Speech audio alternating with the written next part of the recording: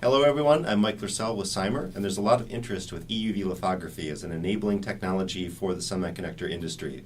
Cymer's role is making the EUV sources, and there's a lot of interest in EUV lithography and EUV sources, so today I'll give a very brief introduction to how an EUV source works. So first, if we look at what EUV lithography is, it is a much shorter wavelength lithography, so it's targeting a wavelength of about 13.5 nanometers compared to the 193 nanometers of today. That short wavelength and the diffraction-limited imaging performance provides very good quality of imaging on the wafer itself.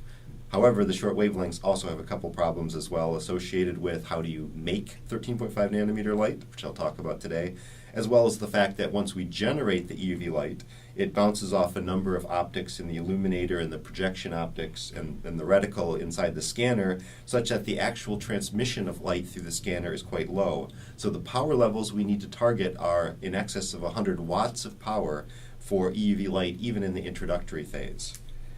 We use a technology called laser-produced plasma. In laser-produced plasma, we take a high-energy laser, illuminate a small droplet. The droplet's about 30 microns in size. It's made out of tin because tin is a fairly efficient, relatively efficient generator of EUV light in this wavelength.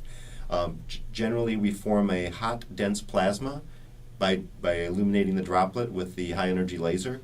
That plasma on the order of 30 electron volts excites the tin excitation somewhere in the 4D type electronic structure to generate the roughly 93 electron volt light, which is 13.5 nanometers. So as we generate that hot plasma from the droplet, some of the droplet is kicked out as fragments, and so we collect those fragments off in the vessel. And then we also have an emission of electrons, ions, and other things from the plasma as well that we mitigate inside our source to prevent that from getting to the collector, which I'll talk about in a few minutes. In the laser-produced plasma, there are several key technologies that enable that. First, we have this high-power, what we use as a carbon dioxide infrared laser. Multi-stage laser amplifies the CO2 laser light.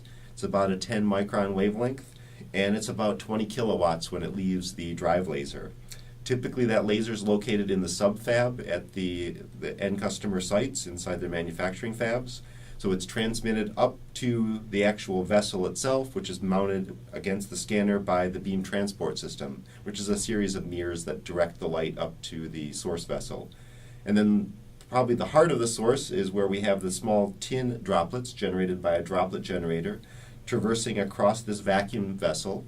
It has to be a vacuum because almost everything absorbs EUV light, so we have it in a partial vacuum. The tin droplets are moving across the chamber. They're targeted by the CO2 laser light. The light hits the small droplet, forms a hot plasma.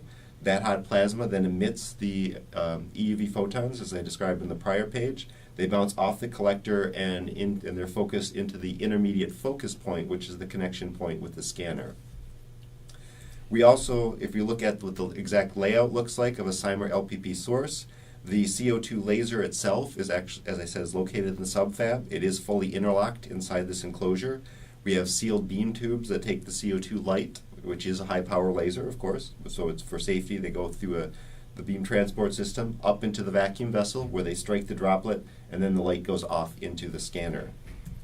Inside our vessel, if you want to look at it a little more carefully, the light comes through here, through the back of the collector, is focused down to a small point.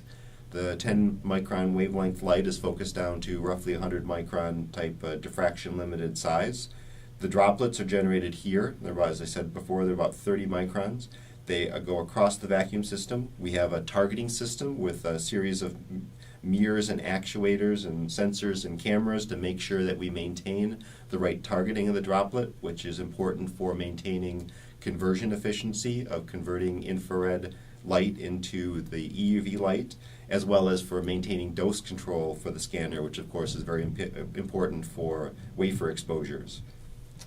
Our target, as I said before, is about 100 watts for the process development tools, and for the high volume manufacturing tools that we are starting today, the eventual target is 250 watts of power to enable more than 100 wafer per hour operation.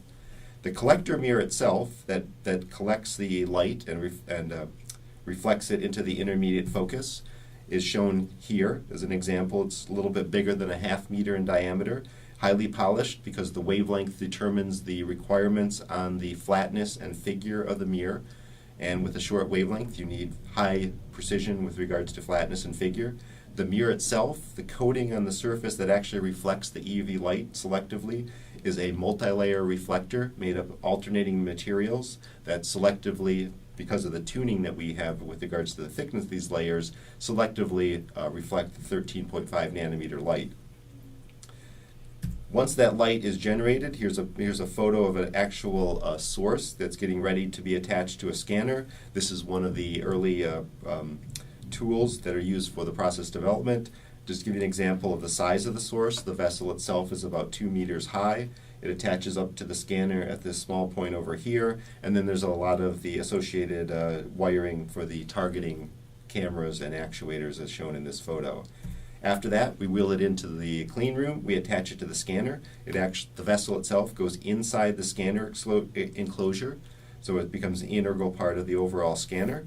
And here's an example of the drive laser located in the subfab where the CO2 laser light comes out and then goes into up through the floor into the vessel to strike the droplet to generate EUV light, and then from that generation of EUV light into the scanner itself, which you can see part of in this photo, that's when ASML takes over to do the fine imaging needed to enable the small features that'll continue the dimensional scaling and make the semiconductor Moore's Law expansion continue. So thank you for your time on this short introduction to how an EUV source works.